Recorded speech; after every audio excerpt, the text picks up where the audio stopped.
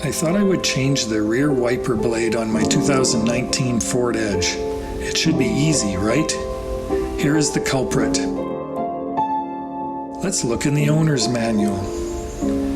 The picture seems to be at the wrong angle than what you would actually see.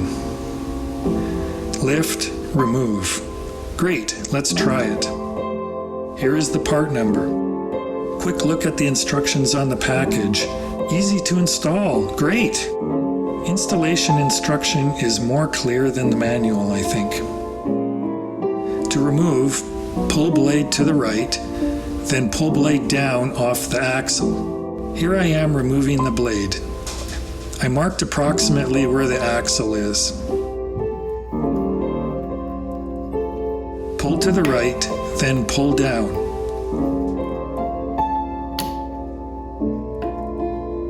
A close-up of the axle for the clip. I did this about 15 times and this was the fastest. You will know when it is aligned properly. Press to hear a click, then push from the right to hear another click. Done.